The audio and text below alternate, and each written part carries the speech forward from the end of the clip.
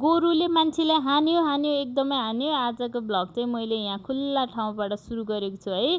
सुरुदेखि अन्तिमसम्म हेरेर माया गर्नु होला। आजको भ्लग चाहिँ एकदम डेन्जर हुनेवाला छ। यहाँनिर चाहिँ डेन्जर भन्नुको मतलब आज चाहिँ धेरै नयाँ चिजहरू देख्न पाउनुहुन्छ हजुरहरूले। यहाँ देख्न सक्नुहुन्छ। म चाहिँ यहाँ थोरै काम भएर आएको थियो। यहाँ चाहिँ एकदम जरुरी काम थियो। तर यहाँ पछाडिको घर हेर्नु न, कस्तो घर हो कि सटर हो कि के बनाएको हो, ट्याङ्ग्राङ्गा एउटा मात्र बनाइएको छ होइन।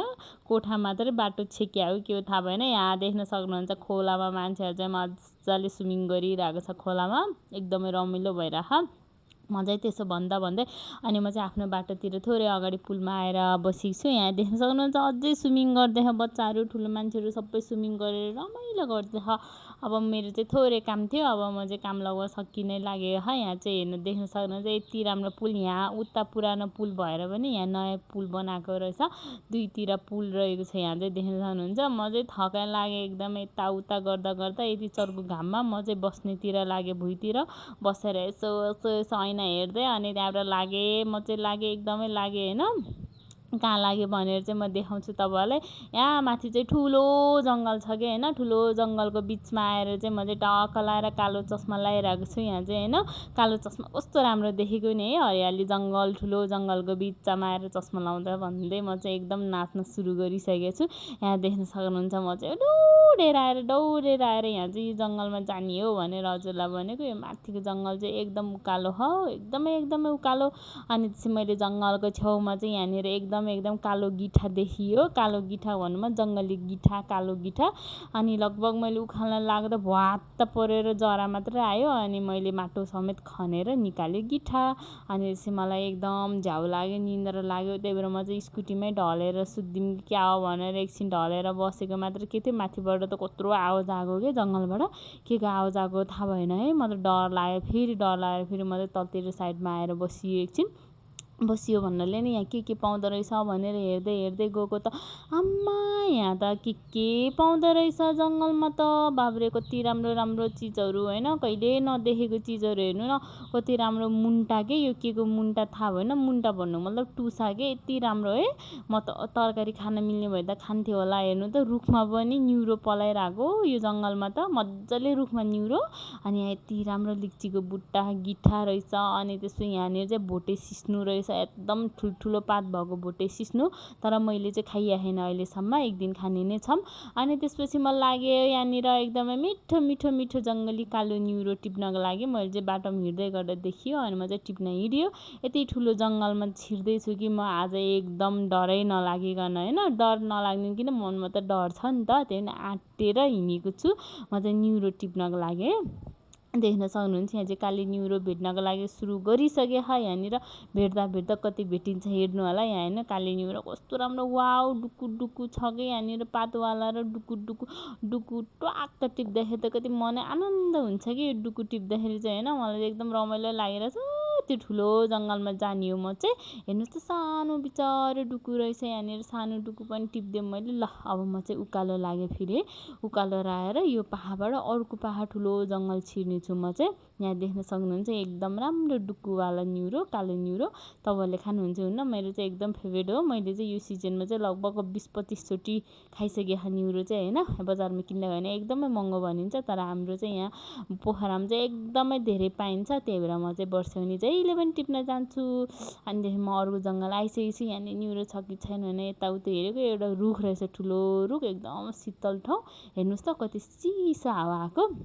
अनि त्यसमा म चाहिँ लागेँ तलतिर ओर्ल्यो। फेरि भिरमा उकालो र ओह्रालो गर्दै म हैरान छु। ओर्लेको त यत्रो ढुङ्गा पछाडिबाट आइरहेको खुट्टामा डुवाङ्ग लागिरहेको भने हे भगवान्। अनि त्यसपछि मैले न्युरो टिप्नेतिर लगाएँ। डुकु भेट्यो। वाउ कत्रो न्युरो हेर्नु न। वाउ डुकु, वाउ कति राम्रो डुकु। यो डुकु पाउँदाखेरि चाहिँ मन एकदम खुसी हुन्छ कि होइन। चस्स हुन्छ कि यत्रो डुकु अर्को छ कि भनेर वरिपरि हेरिन्छ कि एउटा भेट पनि। वाउ कत्रो हेर्नुहोस् त। तपाईँले कहिले देख्नुभयो यत्रो ठुलो कालो न्युरोको डुकु होइन। मैले चाहिँ एकदमै मनपर्छ यो डुकु टिप्न। जस्तो रहर चाहिँ कुनै नै लाग्दैन। अनि आमा झन् यो माथि त कति धेरै डुकु भन्दै म चाहिँ यताउता टिप्दैछु कि एकदमै धेरै डुकु के हेर्नुहोस् त एकैछिनमा एक मुठा भेटियो हातमा होइन, हातमा भेटिने वाउ अझै भेट्दै छ डुकु चाहिँ एकदमै राम्रो हुन्छ कि टिप्दाखेरि पनि टक्क लागेर अनि छिपेको नि हुँदैन, एकदम राम्रो हुन्छ कि फर्सीको मुन्टा भिन्दा नि राम्रो हुन्छ डुकु चाहिँ एकदम राम्रो। मैले त भट्टाभट लाएर डुकु टिप्नेतिर लास यति टिप्यो भन्ने म चाहिँ एकदम खुसी नै छ। अझै देखाउँदै छ तपाईँलाई, अब उतापट्टि टिप्नु पर्यो अझै डुकु ठुलो डुकु छ कि यता चाहिँ होइन, झन् टिप्यो जङ्गलमा त के पाउने के वाउ मेरो डुकु कसैको आँखा नलागोस् मेरो डुकुलाई भन्दै म चाहिँ वाउ मेरो कसैको आँखा नलागोस् भन्दै नाच्दै है। यहाँ चाहिँ हेर्नुहोस् त वाउ मैले यति टिपिसकेँ डुकु वाउ अझै डुकु भेट्दैछ यहाँनिर। यो डुकु पाउँदाखेरि चाहिँ मेरो मन यति खुसी हुन्छ नि होइन,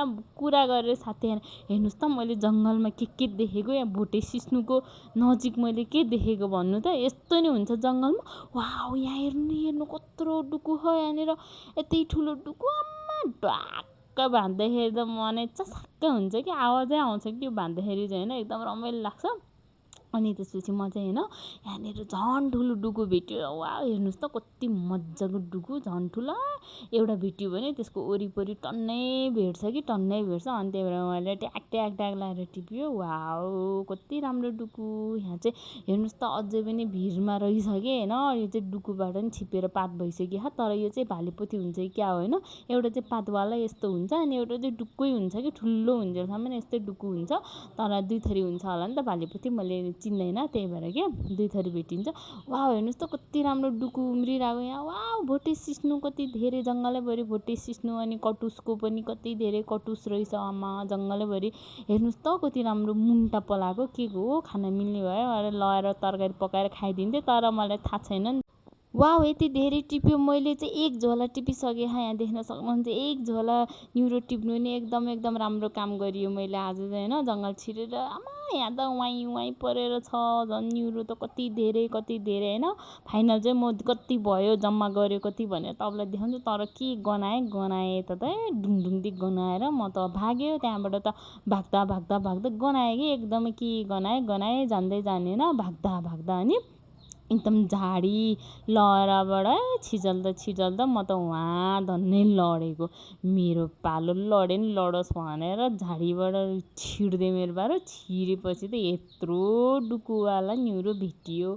यति राम्रो न्युरो मेरो मात्रै हो अरू कसैको होइन भन्दै म चाहिँ नाच्यो। अनि यहाँ हेर्नु सक्नुहुन्छ यो चाहिँ लेमाङ भन्छ, लेमाङ भनेको चाहिँ के हो जान्दिनँ म, यति राम्रो फुल। अनि मलाई चाहिँ जङ्गलले नजाऊ तिमी भनेर तान्यो। अनि त्यस यहाँ चाहिँ कति राम्रो गोरुहरू आइरहेको रहेछ है, भनेको त एउटा साथीलाई एउटाले कुरेर पर्खेर बसिरहेको, एउटा आइरहेको एउटाले कुरेर फर्केर बसि, मेरो पालो कति साथीले माया गर्ने भने हेरेको त ड्वाङ्ग मान्छेलाई हान्न लागेर, गोरु त पागल हुँदा गोरु भने गोरै हो कि मान्छेलाई हान्न लागिरहेको। म चाहिँ साथीलाई कुरेर होला। अनि यो चाहिँ ब्यागे भन्ने हो, यो ब्यागेले चाहिँ मलाई भसक्कै टोक्यो। अनि त्यसपछि यहाँ चाहिँ यति राम्रो फुल खेलेको के को थाहा भएन है, ब्यागेले चाहिँ मलाई लास्टै टोक्यो, खुट्टाभरि टोक्यो। आया थकै लाग्यो मलाई त, एकछिन बस्नु पऱ्यो आराम गर्नु पऱ्यो पानी खानु पऱ्यो भोक लाग्यो ह। अनि म चाहिँ थचक्क लाएर बस्छु एकदमै थकै लाएर यता पनि उता पनि देखायो तपाईँलाई जङ्गल ठुलो जङ्गल छ यो चाहिँ भनेर। अनि त्यसपछि फाइनली मैले चाहिँ न्युरो यति टिपिसकेँ देख्न सक्नुहुन्छ। अब माथिको जङ्गल हेर्नु त कति ठुलो जङ्गल छ, तर यो जङ्गलमा जानेछौँ हामी। तर जति नै जङ्गल भए पनि जङ्गलको भित्र चाहिँ रोड छ कि त्यही सजिलो लाग्छ कि धेरै हिँड्नु पर्दैन नि त जङ्गलभित्र मात्रै। यहाँ चाहिँ कति राम्रो धारा आइरहेको रहेछ तरर लाएर, मैले चाहिँ हातसाथ यसो धोयो होइन, एकछिन न्युरो टिपेको त्यहाँनिर सबै झुस लाग्छ नि त। अनि मैले आधाहरू धोयो, बोतललाई सिधा गरिदियो, पाइपमा पनि मिनी वाटर राखेको क्या, अब मिनी वाटर पानी भन्नु पऱ्यो है, यो चाहिँ पुरा मिनी वाटरबाट झरेर खुट्टा सुट्टा धोयो हातसाथ धोयो। बाई बाई धारा, नेक्स्ट आउने छु म, अर्कोचोटि आउने छु भनेर बाई गरेर म चाहिँ ल तपाईँहरूलाई कति राम्रो गाउँ भन्दै देखाउँदै हिँड्यो। अनि म चाहिँ आहा कति चिसो हावा आएको, घाम पनि त्यत्तिकै हावा पनि त्यत्तिकै भन्दै गयो। त्यहाँबाट म चाहिँ ठुलो पुल आयो, यहाँ पुलको पनि फेरि अर्को आज मैले पुल एक ठाउँमा पुल देखेँ भने दुईवटा पुल देखेकै छ क्या आज। यो पुल चाहिँ कहाँ जानु थाहा भएन। अनि खोला त सुकेर सबै खोला त बगर पो भएछ नि है, यति ठुलो खोला आउने ठाउँ हेर्नुहोस् त, यति ठुलो खोला आउने ठाउँ यो, तर बगर भएछ। खोला चाहिँ वहाँ माथिबाट आउँछ, भ्यू पनि दामी छ। अनि खोलामा चाहिँ यस्तो फोहोरहरू फाल्दो रहेछ कि, लुगापाटाहरू सबै फालिदिने, किन फाल्ने होला है खोलामा, यसरी नफाल्दा हुन्थ्यो त है। अनि यहाँ